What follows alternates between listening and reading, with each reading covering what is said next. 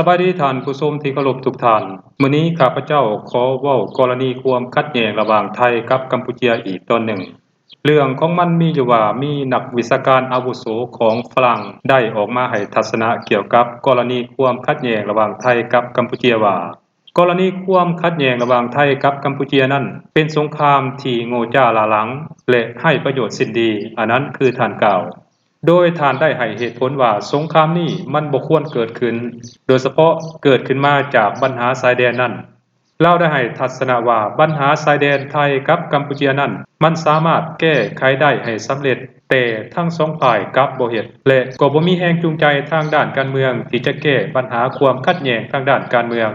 ด้านหนึ่งเบิ่งคือว่ารัฐบาลทั้ง2ประเทศนั้นต้องการใช้ปัญหาความขัดแย้งด้านพรมแดนมาเป็นประเด็นทางการเมืองหรือมาเป็นเครื่องมือทางการเมืองและนำเรื่องนี้มาปกปิดความล้มเหลวในการบริหารบ้านเมืองของทั้ง2ประเทศเพราะการก่อสงครามระหว่างกันนั้นมันเกิดขึ้นในขณะที่รัฐบาลไทยและรัฐบาลกัมพูชากำลังอยู่ในช่วงขาลง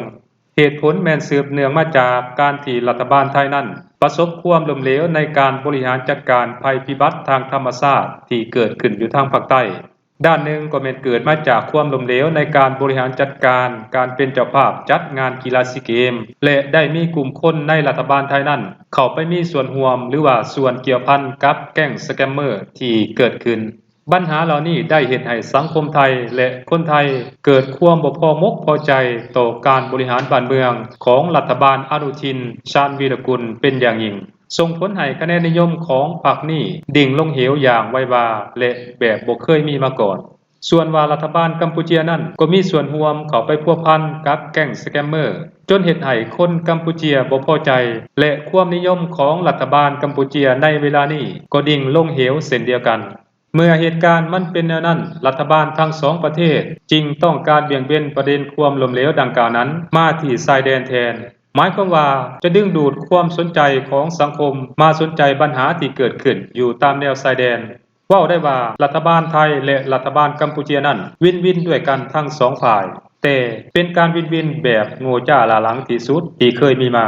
อันนั้นคือท่านได้ให้ทัศนะเป็นหยังท่านจึงว่าแนวนั้นท่านได้ว่าแนวนั้นก็เพราะว่าการเกิดสงครามระหว่าง2ประเทศนั้นมันได้ทำลายเศรษฐกิจของ2ประเทศพังทลายลงไปตามๆกันก่อนเกิดสงครามตามแนวชายแดนระหว่างไทยกับกัมพูชานั้นคนกัมพูชาก็ได้ไปออกแรงงานอยู่ประเทศไทยและส่งเงินกลับประเทศปีหนึ่งหลายหมื่นล้านบาทแต่เมื่อเกิดสงครามแล้วก็ต้องกลับคืนประเทศเฮ็ดให้รายได้ส่วนนี้ขาดหายไป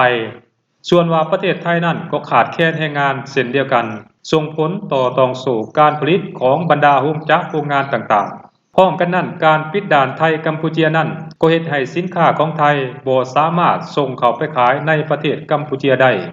เพราะก่อนเกิดสงครามในปี11ไทยสามารถส่งสินค้าไปขายในประเทศกัมพูชานั้นได้หลายหมื่นล้านดอลลาร์สหรัฐแต่พอเกิดสงครามและด่านถูกปิดรายได้ของไทยส่วนนี้ก็หายไปทันทีท่านผู้ชมอันนั้นคือการออกมาแสดงความคิดความเห็นของนักวิชาการอาวุโสของฝรั่งนั่นเองท่านผู้ชมสบายดี